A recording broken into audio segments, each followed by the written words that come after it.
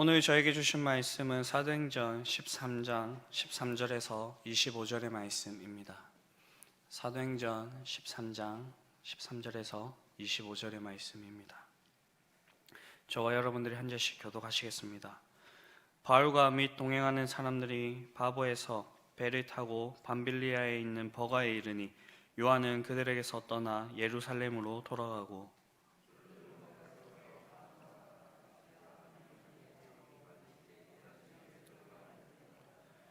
율법과 선지자의 글을 읽은 후에 회당장들이 사람을 보내어 물어 이르되 백성들아 만일 백성을 권할 말이 있거든 말하라 하니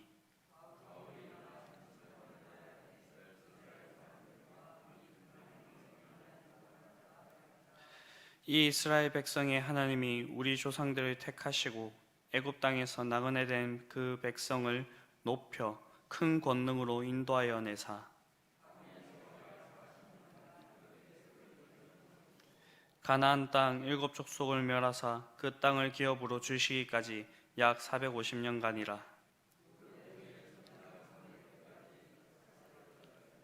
그 후에 그들이 왕을 구하거늘 하나님이 베냐민 지파 사람 기스의 아들 사울을 40년간 주셨다가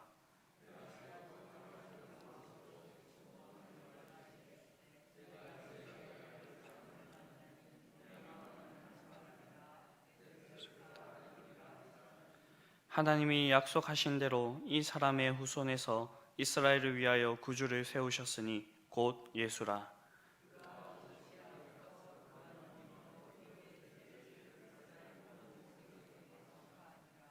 요한이 그 달려갈 길을 마칠 때에 말하되 너희가 나를 누구로 생각하느냐? 나는 그리스도가 아니라 내 뒤에 오시는 이가 있으니 나는 그 발에 신발끈을 풀기도 감당하지 못하리라 하였으니. 아멘. 저와 여러분들이 믿는 복음의 내용은 무엇입니까? 그것은 바로 우리 주 예수 그리스도입니다. 이 예수님은 우리를 위해서 이 땅에 오셨고 우리의 죄를 위해서 죽어주셨고 다시 부활하셨습니다.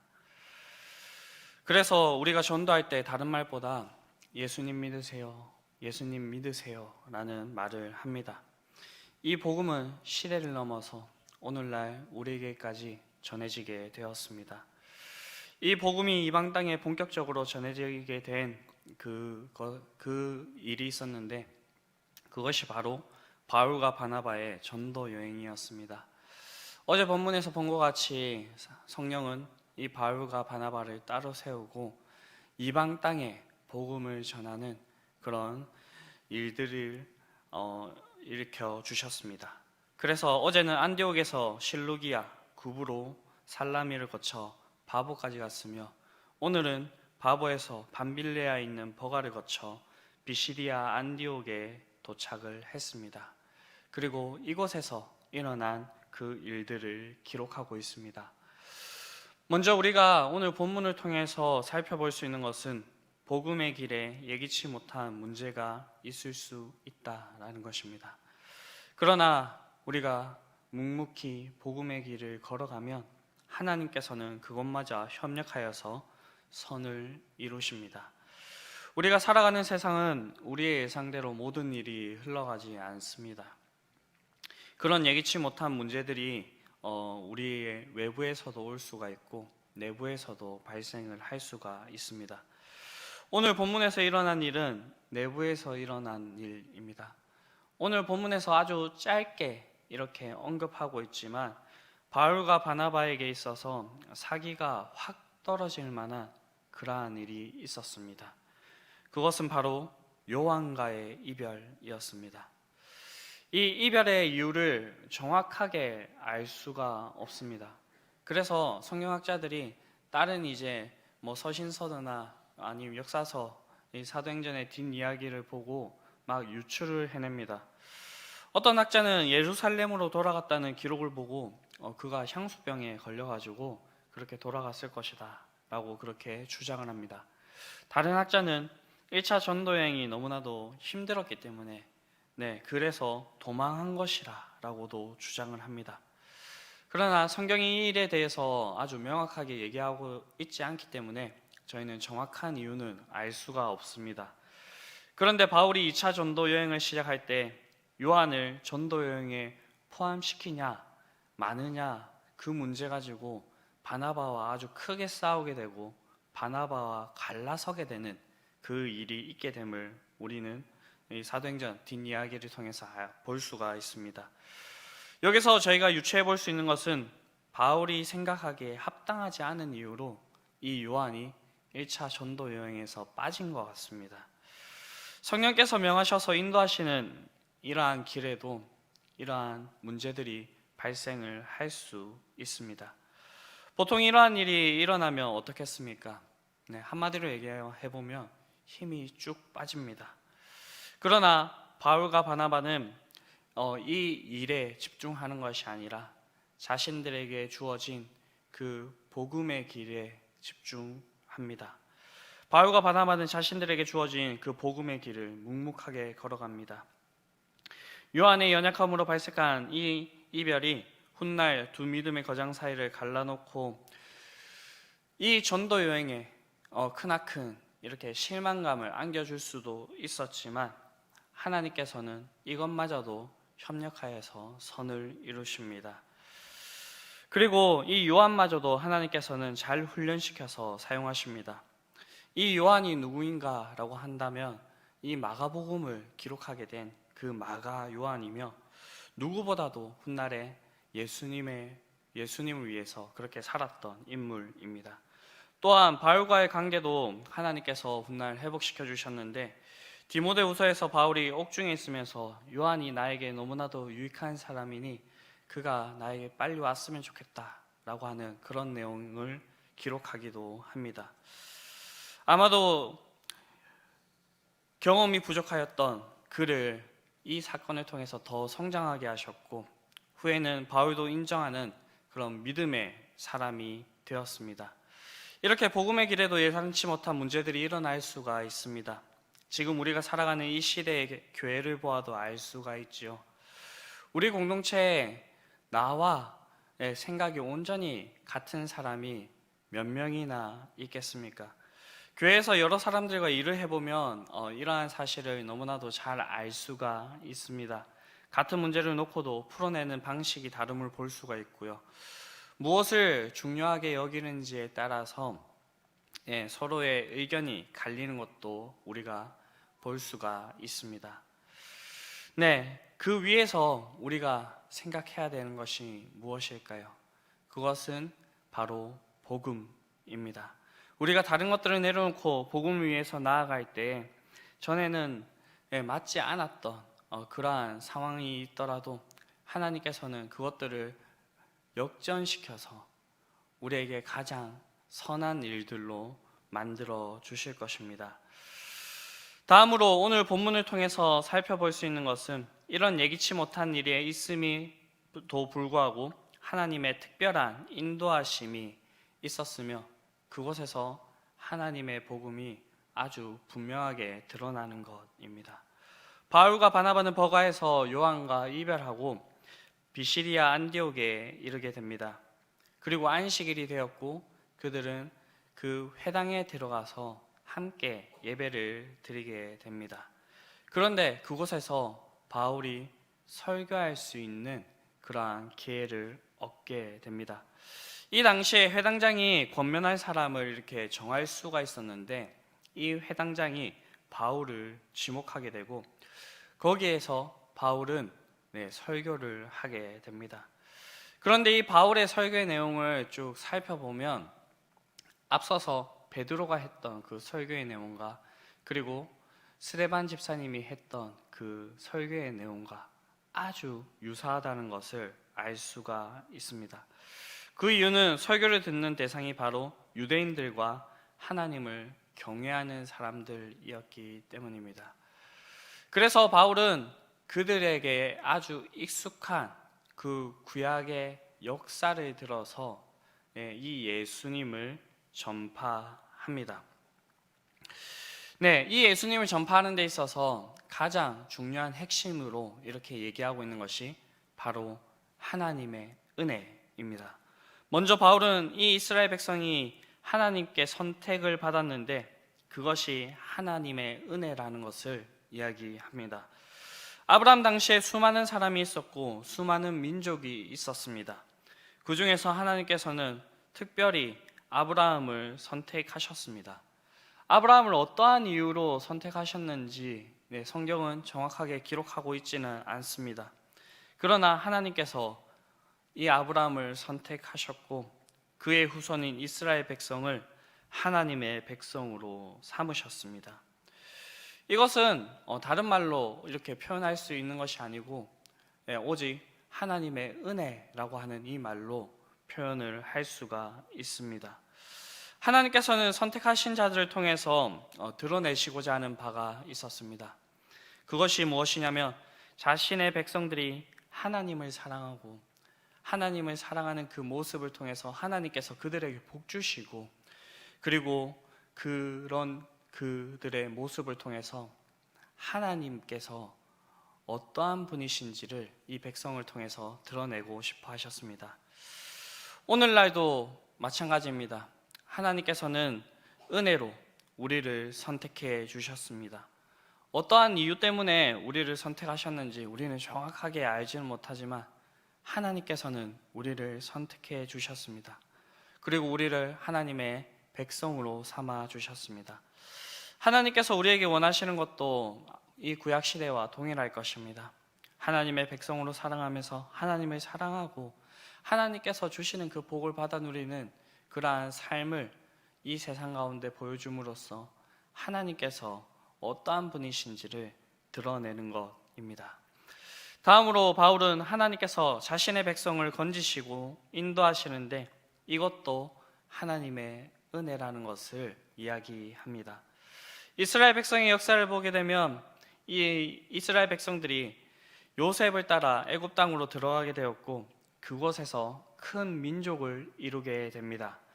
그러나 요셉을 알지 못하는 왕이 일어나고 이스라엘 백성들은 종살이를 하였습니다. 하나님께서는 애굽 땅에 나그네 된 그 백성을 높여 큰 권능으로 인도해 내셨습니다. 이스라엘 백성들이 한 것은 그저 하나님의 구원을 이렇게 바라만 보는 것이었습니다. 이 하나님의 인도하심은 우리는 수요 예배 킹덤 스토리를 통해서 계속해서 배우고 있습니다. 출애굽한 이스라엘 백성들이 맞이한 광야는 일반적인 환경이 아니었습니다. 사람이 살아갈 수 없을 아주 척박한 땅입니다. 낮에는 너무 뜨겁고요, 밤에는 너무 춥고요, 그리고 그곳에서 먹을 것을 발견하기도 너무나도 힘이 듭니다. 당연히 그들이 입을 수 있는 옷도 이렇게 마련하기가 힘이 들죠. 그래서 하나님께서는 이 이스라엘 백성들에게 불, 구름, 기둥을 보내주셨고요, 그리고 만나와 메추라기로 먹이셨고요, 광야 생활을 하는 동안에 그들의 신발과 옷이 닳지 않도록 하는 그러한 특별한 은혜로 인도하셨습니다. 오늘날도 그렇습니다. 우리가 좋아하는 그 고백인 시편 23편의 고백처럼 하나님께서는 우리의 목자가 되셔서 우리를 푸른 초장, 쉴만한 물가로 인도하시고 사망의 음침한 골짜기로 다닐지라도 해를 만나지 않도록 우리를 인도하십니다. 셋째로 바울은 그 길 가운데서 패역한 모습이 있지만 하나님께서는 아버지의 마음으로 참아주시는데 이것도 하나님의 크나큰 은혜라는 것입니다.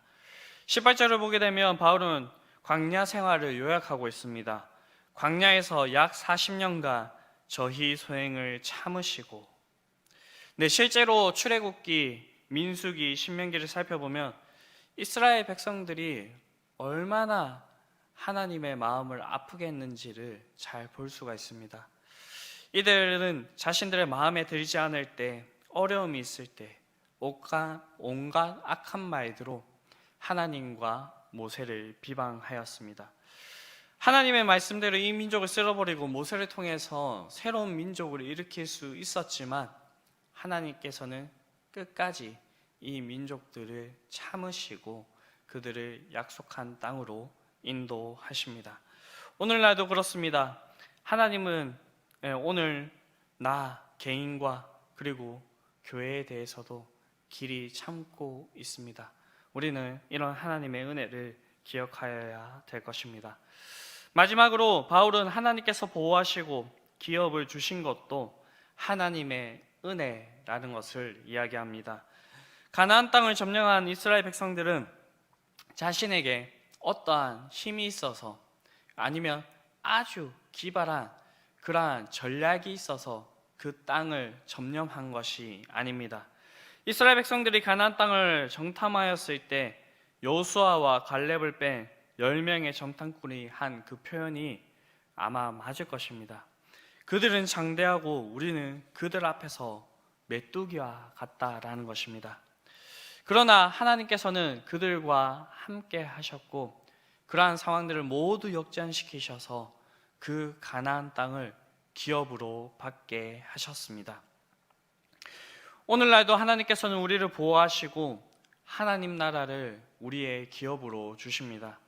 부모가 사랑하는 자녀에게 그들이 상상하고 생각하는 것보다 더 좋고 아름다운 것을 주기를 원하는 것처럼, 심지어 자기가 죽어서라도 그것을 유산으로 남겨서 그 자녀들에게 주고 싶어 하는 것처럼 하나님 아버지께서도 우리에게 이렇게 좋은 것들을 주시기를 원하시는 분입니다.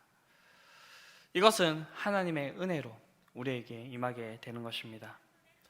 바울은 이러한 하나님의 은혜를 모두 받은 대표적인 인물을 소개하고 있는데 그 인물은 바로 다윗입니다.